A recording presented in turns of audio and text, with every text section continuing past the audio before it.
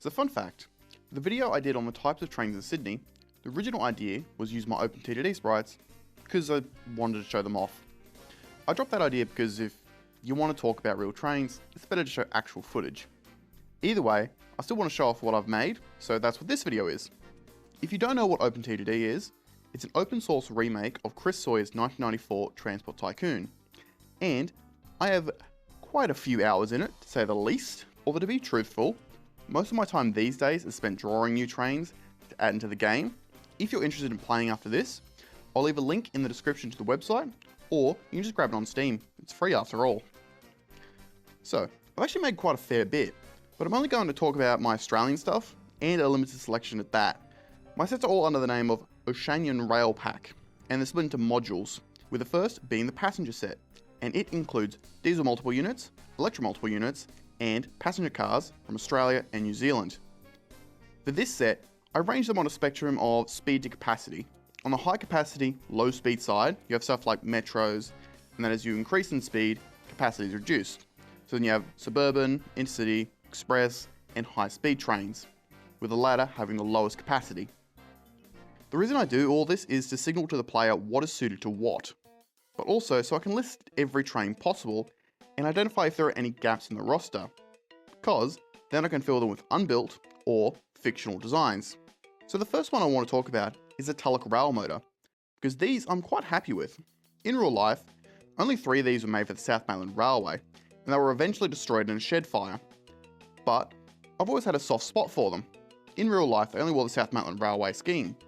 But one of the things I like to do is give trains what-if liveries, because I don't know what kind of game you're playing. Maybe you'll survive, make it into the hands of State Rail and later City Rail. Or you can just change your company colour and make it something fun or goofy. The next unit is interesting because it's the first unbuilt unit. I mentioned it in the high-speed rail video, but back when they were ordering the XBTs, the Public Transport Commission also wanted new suburban trains for Newcastle and Wollongong service. And ComEng proposed a stainless steel 2-car set with an offset cab. To my knowledge, this order never went anywhere, but we can pretend in-game that it did. So in that case, it has a PTC, State Rail, and City Rail livery. This is also one of the reasons I wanted to use Openttd sprites for that Sydney Trains video, because then I could show off some of the unbuilt trains, which I also had to cut for time. But speaking of unbuilt trains, the next is this railcar design. Back in the 1980s, the 1920s era CPHs were starting to get run down, to say the least, so ComEng approached State Rail with a cheap railcar design to replace them. Sort of like the British Rail Pacer, but with suspension. State Rail knocked them back and instead chose to replace the CPHs with nothing, and just closed the lines that they worked. But maybe in your game, that never happens. The ComEng offer was just for a single unit railcar, but I did a multiple unit version solely because I felt like it. The next interesting ones are the Kiwi DMUs. The first is the Silver Fern, which is a classic, but the next is the Koru, which is in the semi-fictional category. It was a real proposal of a diesel multiple unit by Commonwealth Engineering to New Zealand Railways, but it was never followed up on. But it's my set, I can make it real. So I gave it a fun livery and called it the Koru, which is a common symbol of New Zealand. Following on from those, we have the Broken Hill Railcar, which is another unbuilt proposal.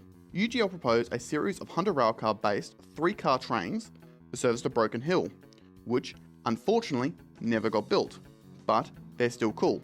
After this, in the diesel multiple unit roster, there's only really the upcoming trains left, those being the new Australian Railcar and the new Regional Fleet, the latter of which isn't buy mode in-game, solely because I'm too lazy to suss out the code for it. It's a future problem for me, I suppose. But moving on, we get to the Express Diesel Multiple Unit category. And in real life, this isn't really a class of train, it's more of a type of intercity service in my opinion.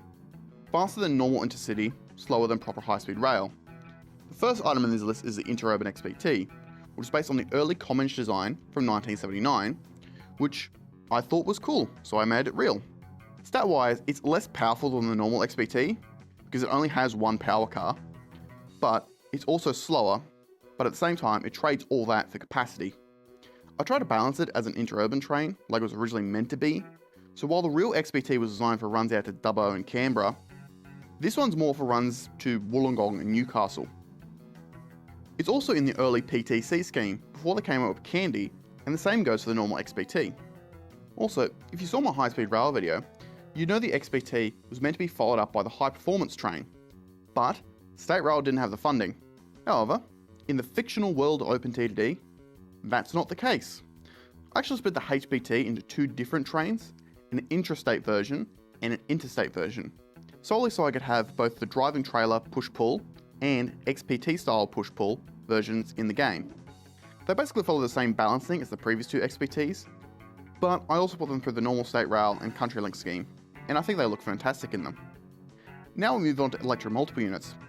The first is the Tate set, which was originally going to be the second EMU introduced, as I was going to have the swing door come in first around 1915, since that's about when they originally wanted to have electrification operational in Melbourne. But, just like in real life, it didn't work, and after I drew the swing door, I realised that a sprite for the Tate set would be nearly identical, so I combined them. The only clue is outside the game, as in the code, the Tate set is still called the swing door.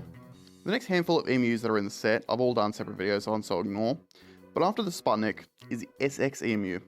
You may not be aware, back in the day, they planned on electrifying the suburban network in Brisbane. So, they ordered the SX cars, which were based on the New South Wales USET interurbans.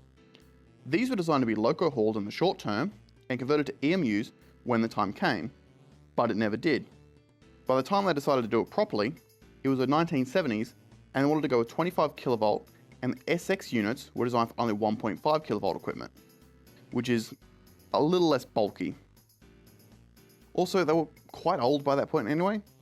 Once again though, in this universe, that scheme happened, and they were converted. For fun, I did them all the Queensland rail schemes, plus the Auckland transport schemes, so you can make up your own law there.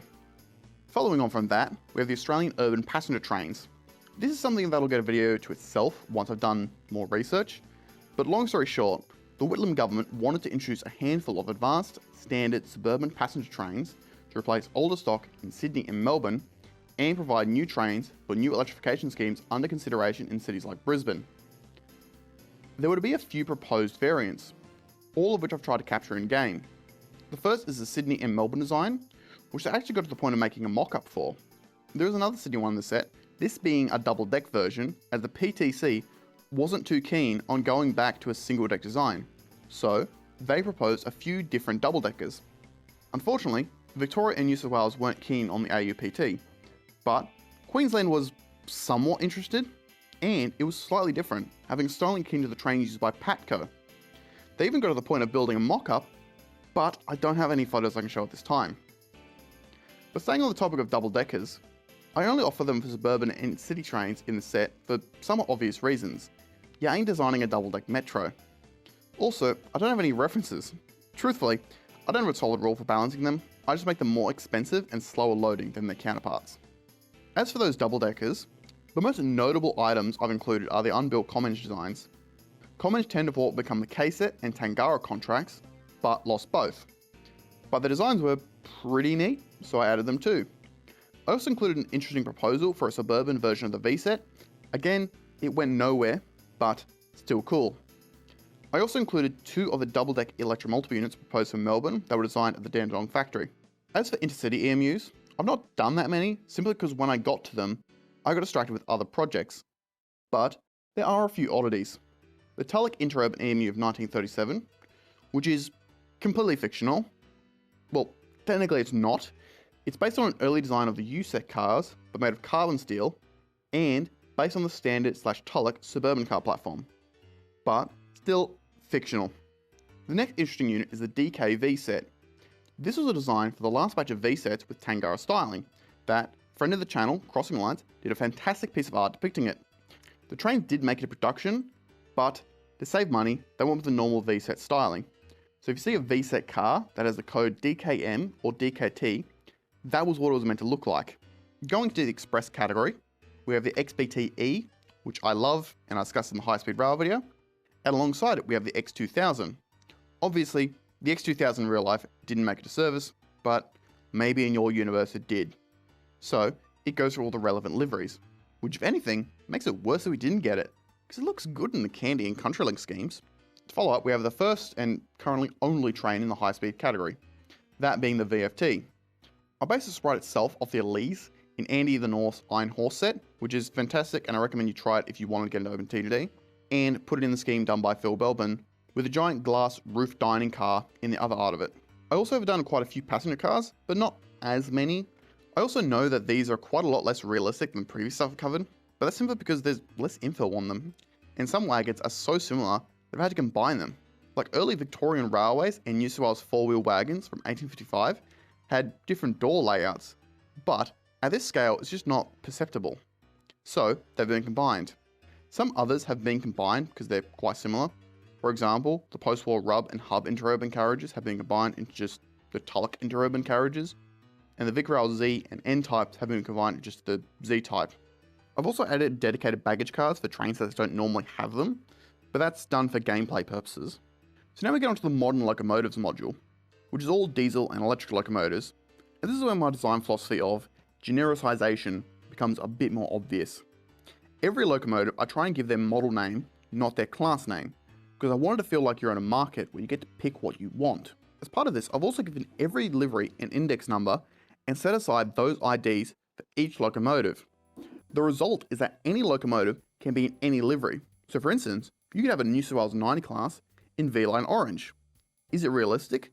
No, but you might be playing a game where V-Line supplements their C-class locomotives with 90 classes. I prefer to leave that up to the player. Also, not using the actual class name makes naming easier, as some states use the same locomotive model, but with different class designations. For instance, the New South Wales 442 class and South Australian Railway 700 class are basically the same locomotive. So which state's class number should I call them in-game? It's easier just to go for the model number, which is DL500G, since that applies to both and avoids giving preference. Thus far, I've tried to get a pretty wide selection, and I think I've done that. We'll start with the first GMs, those being the Clyde ML1, ML2, A16C, and AJ16C. The ML1 is the first batch of GM class locomotives for Commonwealth Railways, while the ML2 is your classic VRB class. The A16C is a hybrid between the second batch of GM classes and the VRS class and the New South Wales 42 classes. There are differences, but at this scale it's difficult to represent, so they're combined. Last of all, the AJ16C is a New South Wales 421 class, and like all of these, were based on the EMD F7 platform. But the 421 class was weird in being a streamlined locomotive with a flat cab on the other end. This would actually be something that was copied by Alco's offering, but their first locomotives were actually RSC 3s, which although these were built in Canada and became the New South Wales 40 class, the second class had the weird cabs, those being the DL500B, also known as the New South Wales 44 class or South Australian Railways 930 class, and these were built by the local licensee AE Goodwin. These would work the main lines, while the smaller DL531, aka the New South Wales 48 class or South Australian Railways 830 class, would work the branches. Clyde had a similar locomotive in the form of the G8 series, with the G8C being the New South Wales 49 class, while the G8B being the VRT class, which I'm yet to draw because they'll be a pain. The next notable design are the GT26C and GT26CW, aka the West Australian L class and Victorian Railways C class. Basically, just American SD40s in an Australian body. And god, the C classes look good. I'm actually really happy with how their sprites came out, if I'm honest. Performance-wise, they were great, which is why one of the first locomotives Australian National bought was a JT26C-2, basically an American SD40-2 after it had a baby with the New South Wales 422 class. These also proved popular, as New South Wales, Victoria and Australian National again bought a new generation called the JT26C-2SS, with the SS standing for Super Series, and these became your 81, G and BL classes. Again, fantastic looking locomotives. The 80s also sees the AAT22C-2R because Clyde thinks long-winded names are fun, and these are your VRA classes, and they work alongside the N class, also known as the JT22HC-2. But they pale in comparison to one of my favourite locomotives, the AT42C, aka the DL class, which are best described as, we have F40 at home. Unfortunately, they had vibration issues, and these days are locked in train jail at Werris Creek. The 90s see the modern EMD show up, like the 82 and 90 classes, which, fun fact, are probably my favourite looking locomotives of all time.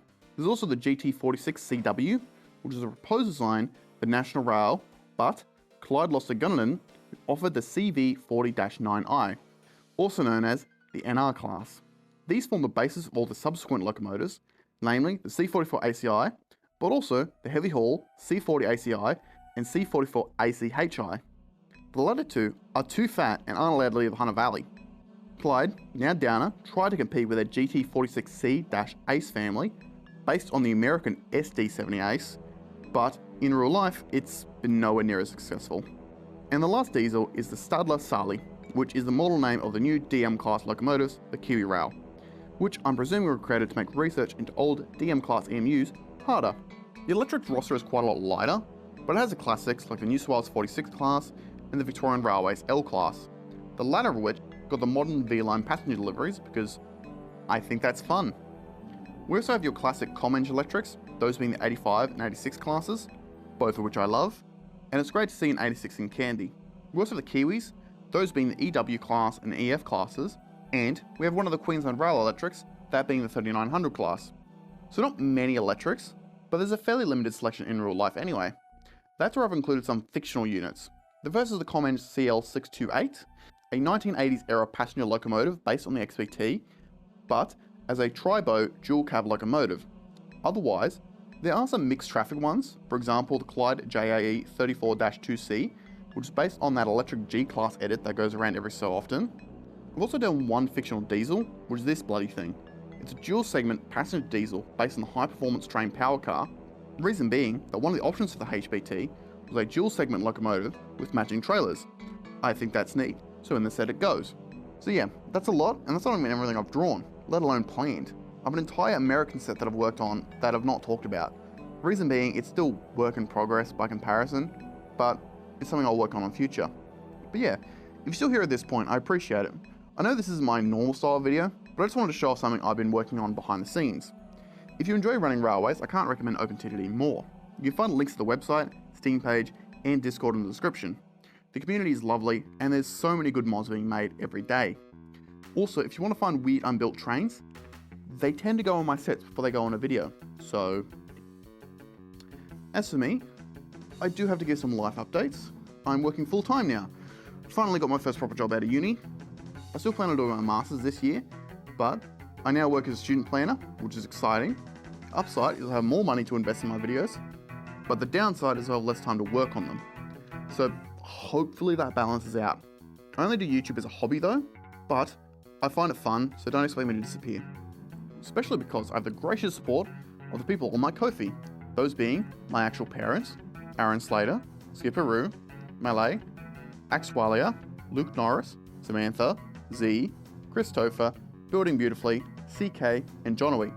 Their support means everything to me, and if you like this video, feel free to subscribe. Also, if you have any suggestions for locomotives or liveries you want in-game, feel free to let me know. It's always fun to take suggestions. But yeah, I'll hopefully be back in February with another video.